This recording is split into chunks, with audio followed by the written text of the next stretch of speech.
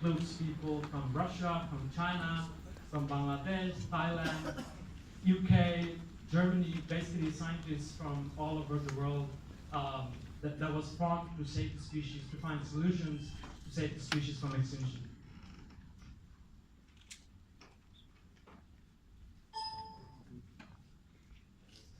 So why did Tahmid organize this seminar? When he talked to me about this seminar, I thought it would be interesting for environmental science students to really understand evidence-based conservation and why it is important and how you all can help saving species and how you can build a career in conservation. This will come out as we go through this presentation and probably during the question and answer session. So the outline of this talk will include an introduction to the spoonbill sandpiper species, which you will know a bit, and then the challenges to save micro species, because this species is basically traveling from Russia to China to Bangladesh to Myanmar, involves various countries and with complicated issues. So it's more challenging to work on a migratory species than a resident species. So I'll talk about it, and then I will also talk about how I started working in Bangladesh. So basically, I started to work on this as my undergrad thesis under Shiasa. So that's when all this spoonbill sandpiper work started back in 2009 and 10. I'll also talk briefly about what else we're doing in Bangladesh on threatened species conservation. So this, people often ask me, how do you really start working on a species? You are interested in conservation, you don't really know where to start. So for me, I normally start looking at a species from a global perspective, looking at the IUCN global status, national status, talking to the experts, and then also doing a bit of background research. So when you know that you want to work on one species, and then you want to find research questions in order to find problems, and then the conservation part comes in. So they solving the problem. So basically, conservation and science, these are two different things. We often mix it, but you got to deal with these two things separately. So spoonbill sandpiper, right, the exciting part. It's a regular winter visitor to Bangladesh and many other countries in Asia, including Myanmar, Thailand, China.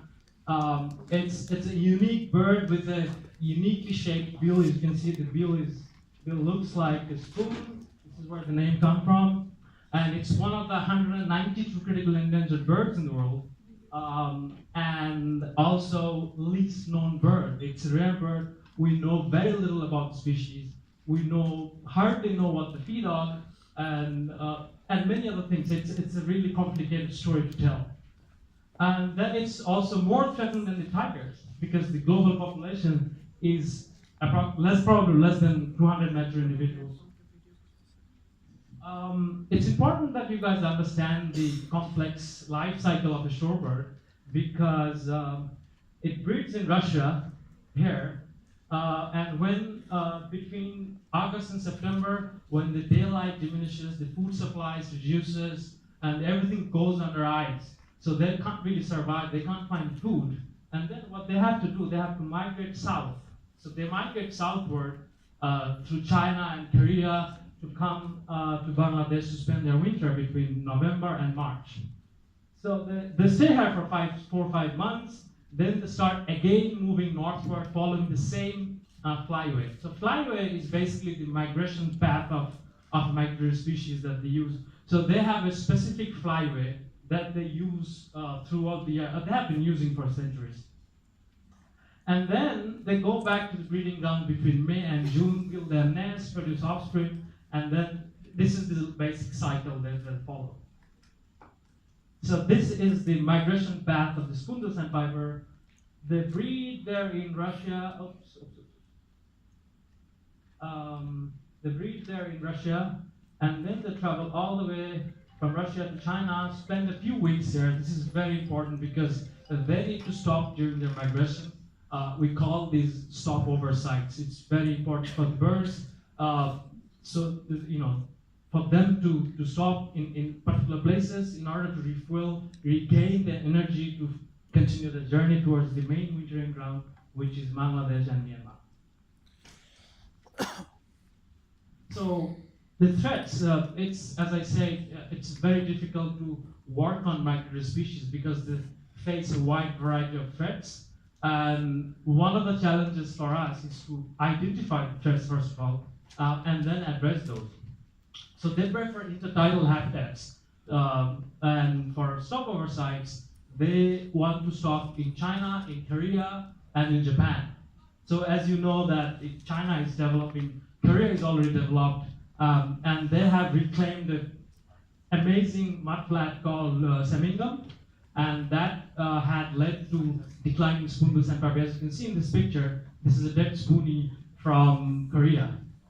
And we are losing their stopover sites and wintering sites in the flyway. And then when they come to the wintering ground, for example in Bangladesh and Myanmar, they face the threat of hunting. You can see here, there are many shorebirds are being caught by locals. There is a spoonie that was caught during a survey, and a local fisherman took this bird to us, saying that what is this bird, looks very different. Then we realized, okay, this is a spoonbill sandpiper. We took it to the local school and asked the students to release the bird.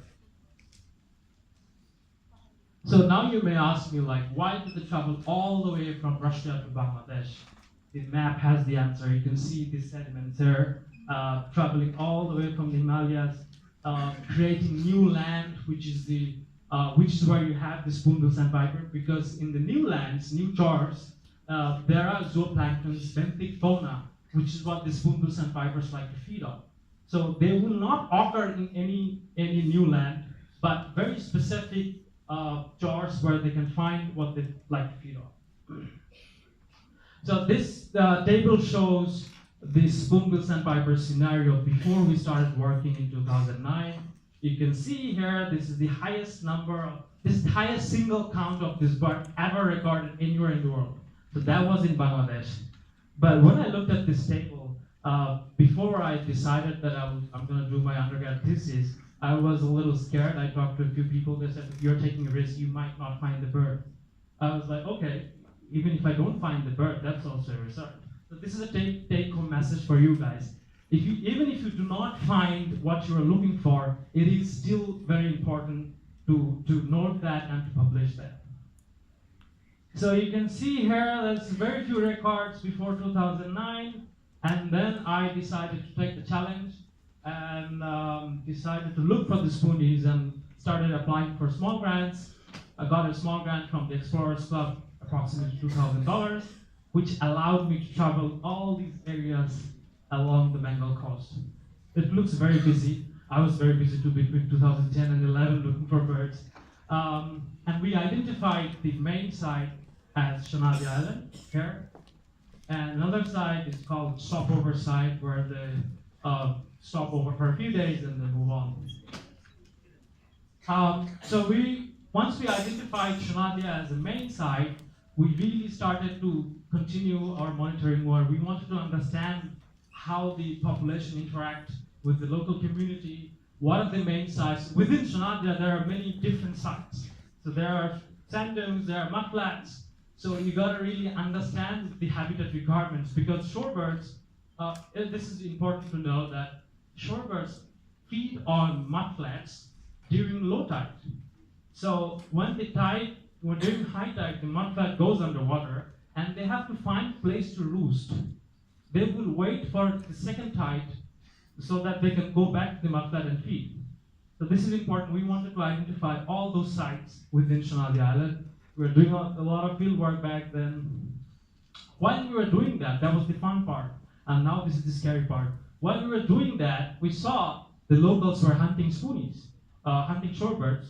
And then we had to really start some conservation work. So this was, the earlier things that I showed was basic research, survey. Now the conservation part comes in. So we wanted to address that. So these are the villages. You can see the yellow dots are the villages. The green marks are the shorebird sites. So you can see they're living very close to each other. So we went to the villages. Initially, they didn't really trust us. It took us a year to gain their trust, and they opened up. They told us that there are hunters. We can go and talk to them. we spoke to the hunters. We identified approximately 53, but 30 of them were active back then. Then we asked them what kind of alternative livelihood support they would want from us. And they gave us various options like boats, fishing nets, watermelon seed and fertilizer for cultivation, grocery shop, tailor shop, stuff like that.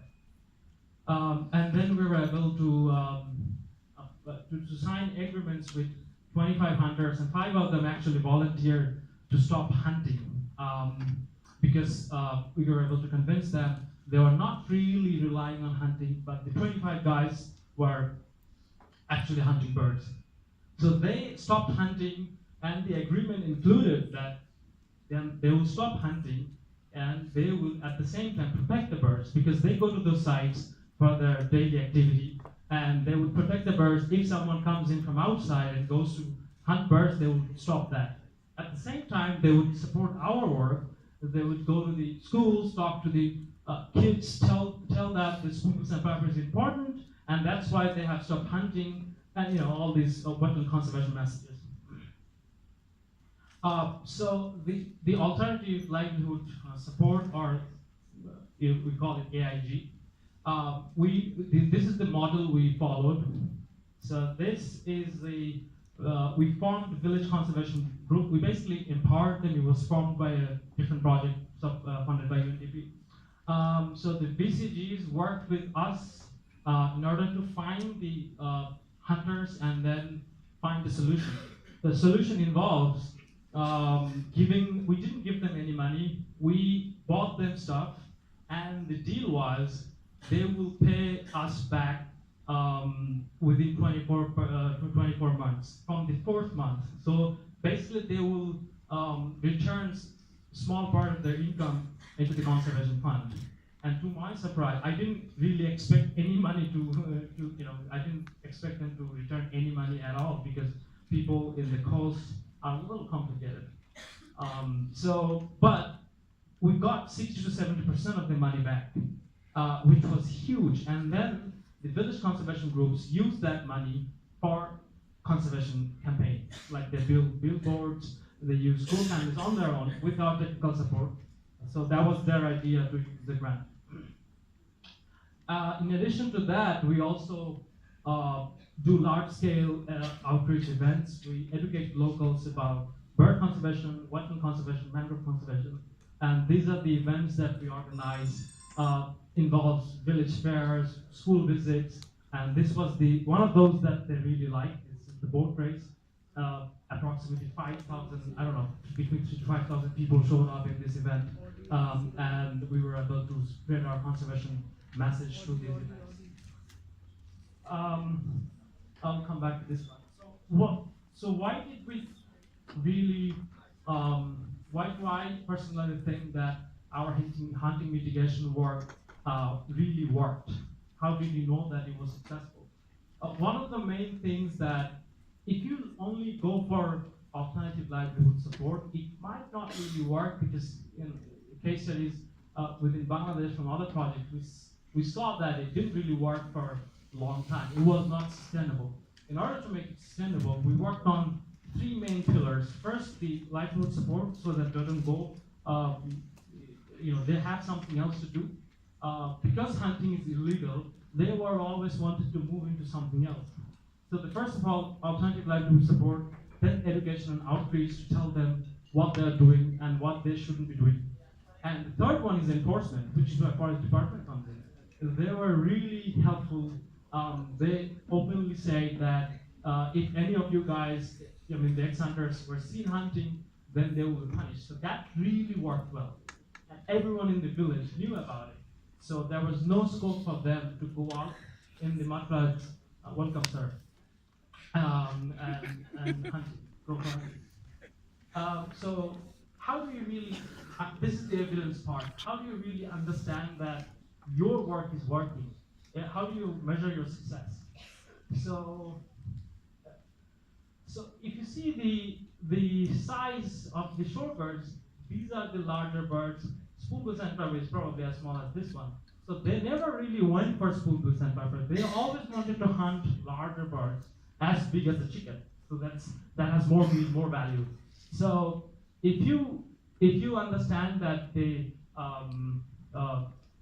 so basically the spoonbill sandpipers were they said that they had caught spoonies, but we didn't really get any evidence.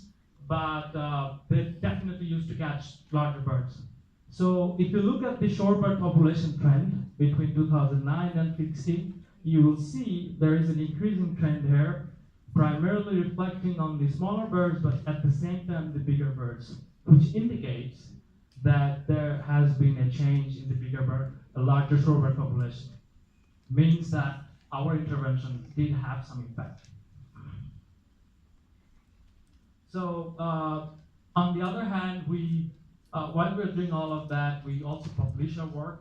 This was a very initial work back in 2011. Now we have more detailed information. We're going to publish our 5 years trend data probably next year. The reason I showed this one is because it's very important that you publish your work.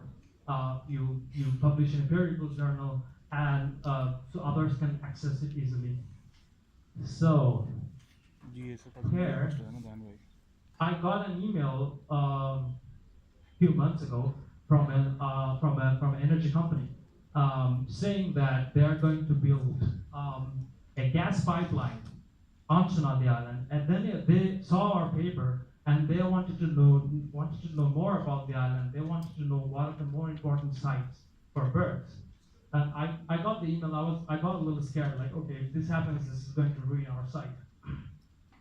But luckily, they were very open about it. They took our suggestions, and this is the main island, but this is the main site. This is the zoomed-in area. So we shared all these maps, identifying all the red blocks are the main bird sites. The pipeline was supposed to go through here in the middle of the mudflat. And we were able to convince them. We gave them enough evidence. Luckily, we had those data to support our argument, and we were able to convince them. And we shifted the pipeline construction 700 meters from the main site, which I think was really relieving for me. And at the same time, we were able to convince that they should start construction work when the birds are not there from April onward. We also worked on promoting Sonadi as a biodiversity hotspot, and BirdLife International declared Sonadi as an international important bird area in 2013, and there are lots of international and national news on that. And to my surprise, Forest Department, who were basically interested in tigers and elephants, they don't really understand smaller animals. But luckily, they got to know about spoonies through us, and they started their own project in 2015, funded by the World Bank. So that, I think, also indicates that we were able to really push spoonbill sandpiper as a flagship species for Bangladesh. Our work basically goes beyond Sonadi, as we constantly looking for new sites, new important mudflats to Bangladesh. We went to Sundarbans. We surveyed along this coast to find important mudflats. We didn't find any spoonie, but that was also important to know. We published it. And then this is another interesting bit. We were struggling to find new sites. Then we decided to do a model. We took spoonbill sandpiper records from all the wintering countries, including Bangladesh, and modeled based on 10 environmental variables, and in order to understand the possible distribution of the spoonies. And we saw that this area is showing us that it's likely that there are more spoonies there. I tried to go to this site back in 2010, but I couldn't go there because of the local pirates. Nobody was interested to rent the boat to us because they thought they were too scared that if you go there, the pirates are going to take us. But in last year, we were able to find a boat. Logistically, it's very, very complicated. You have to be out in the sea for 10 to 15 days. Look for mudflats, look for shorebirds, and then look for spoons. We did go there, and we found 48 spoonbills and vipers, which is a new site to the world, and 20% of the global population. That was a big blow to this global spoonbill sandpiper conservation community. Everyone got really excited about it. Now we are working with the government in order to find long-term solutions to protect the site. We are also contributing to the global knowledge. How we are doing it? This bird, this is a chick. This is basically going under the wing, so you can't really see. We flag the birds when they are nesting. Flag means we put a very small plastic tag with a number. As soon as you put the tag, the bird becomes an individual. So that helps us to understand their migration, their behavior, their migration path, and so forth. So the bird was tagged in Russia in July 2015. We found the bird here on Chonadi Island in Cox's Bazar this year, this February. So that means that the bird was healthy, that it was successfully traveled from China approximately 7,640 kilometers. So that tells us the survival rate, a lot of interesting data we can get through this flag residence. Recently, we also looked at the habitat preference of these spoonbill sandpipers. We did some analysis, some logistic regression. We took some variables. So, we looked at mud depth, the flock size. We looked at substrate type. We found that they don't really prefer deep mud. Within the mud flat, where you have shallow mud with sand and mud mixed habitat, they really like to go to those areas. At this point, I would like to talk more about what is going on globally. It's going to take another hour to really talk about all of that. I'm going to go through this very quickly. So in Russia, I was lucky to go to Russia in summer 2012. Well, they call it summer. To me, it was not summer. It was more than a winter. So our work was to find spoonbill sandpiper nests, walking all along the tundra, all day, 15-20 kilometers walk. And then when we found the nest, we took the nest and put them into incubators and placed the chicks, transported those chicks to the UK, to this aviary at WWT. And the chicks grew up. This year they started nesting. So this intervention was mainly for work as an insurance, because we were so scared that we would lose the wild population. We wanted to have a stop for conservation breeding. There was no captive spoonbill sandpiper anywhere in the world, so that was the first attempt to have a captive population. Another thing that we're doing is in Russia is called the head starting, which means that we take eggs from the spoonbill sandpipers normally lay 4 eggs. So we take those 4 eggs, put them into incubator, wrap the chicks in hand, release them in this release pan, and then release in the wild, which means basically you're taking 4 eggs from the parents, rearing them by human, and then releasing them. By doing that, you're actually putting 4 individuals into the wild population, because normally the spoonbill sandpiper relay. So you take the eggs get predated, they would always relay. So you're taking 4 eggs, you're getting another 4 eggs because they're relaying. They wouldn't have relayed if you didn't take the eggs. And normally, naturally, the success rate is approximately 1 to 2 birds out of 4 eggs. So basically, you're putting 4 birds and 2 birds. So instead of only 2, we are putting 6 individuals into wild. That was really successful. And this is a chick that was raised by us in this release pan, and it migrated from Russia to Thailand without any guidance. They didn't have any parent. That was released alone. It migrated to Thailand as it was supposed to be, just as similar as a wild chick. So that intervention was really interesting. Our work also goes to Myanmar and China.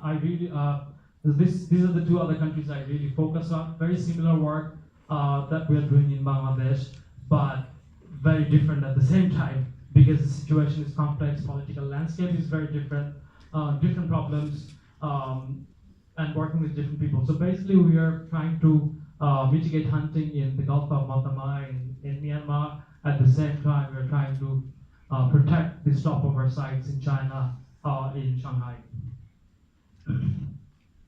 So I wanted to, as I said, that I will talk a bit about what else we're doing in Bangladesh. I talked about this already. So this is one of the endangered birds in the world, found only in Sundarbans in Bangladesh. Global population is less than 1,000 individuals, and we are looking into the breeding biology of the species. We're using camera traps, various methods to really understand their population, their threats, their problems. This is at this, in a very early stage, at the research stage. We're trying to find problems.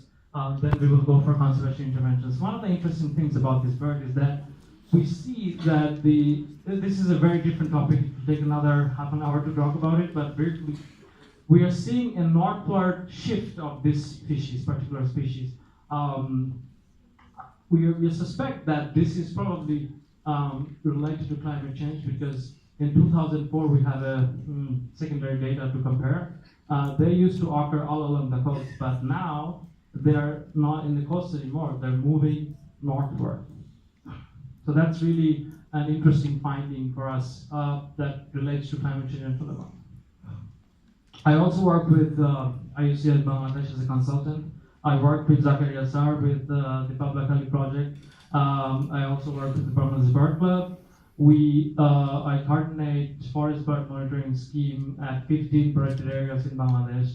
And we do bird ringing for avian influenza study and to study migration and stuff like that. So all of this work is not really my work, but it's basically teamwork. I couldn't put all the people who are involved in this slide, but these are the people who I should acknowledge as part of my team, including Sakib and Abida, who are from our department, really talented people. Thanks to them and all the others. I think that's about it. I would really want this session to be interactive, because I wanted to finish the talk very quickly and wanted to connect with you guys so I can also learn from something very new. Thanks.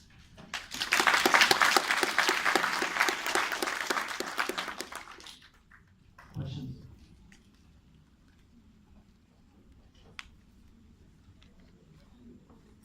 Awestruck. They don't like birds. They like tigers and elephants. Like tigers. Like forest birds. Like forest birds. I have a question. Hello, Sam. Hey. Hi. Yo, sir. Achha, Sam, I had a question that you said that you gave alternative livelihoods, but rather giving them money, you gave them equipment or... That's right. Yeah, what kind of equipment or... I guess you missed that part. We gave them fishing boats, nets, watermelon seed, whatever they wanted to take. This was based on the amount of money they used to get through hunting. So there was a ratio. So if you get 10,000 taka a month through hunting, you would get similar amount of alternative livelihood support. Okay, I had a follow-up question. Okay. And go on. So you said that you talked with the hunters and ensured that they don't do that thing again. So my question was that how long did it take to actually convince them, and how did you do that field work? That 1.5 years. It was so complicated. Initially, they said there's nothing here, go home. Then we really had to build this trust. That took us 1.5 years. Ever since we started reporting hunting, the international community was really putting pressure on me to do something about it.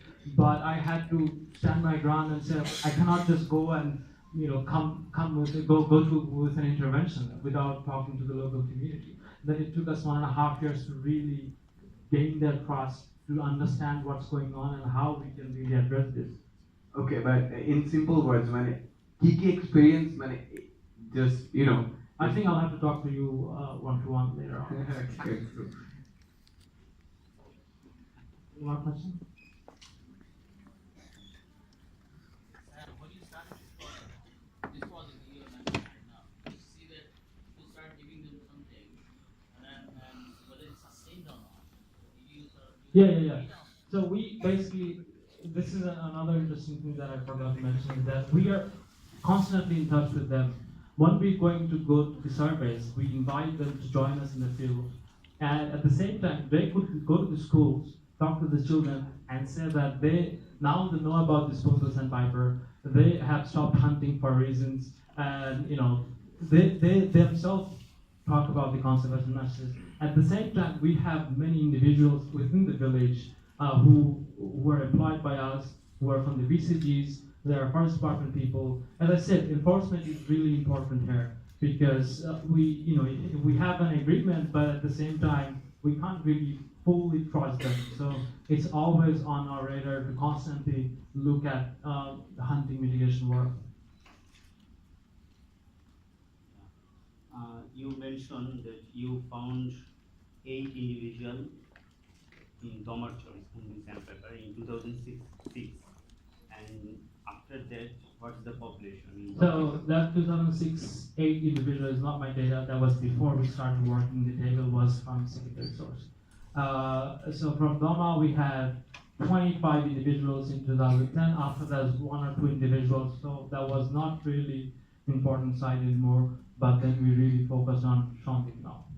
So you didn't mention the after 2008, the population of spoon meat sandpaper is found in Bangladesh. Okay, so Shanadi Island holds around 30 individuals, and I think the new site that we found in Shandik should support minimum 70. So our last year's estimate was 100 individuals, including both adult and juvenile. So that's In Shandik. so that's not on Shandik and Shanadi.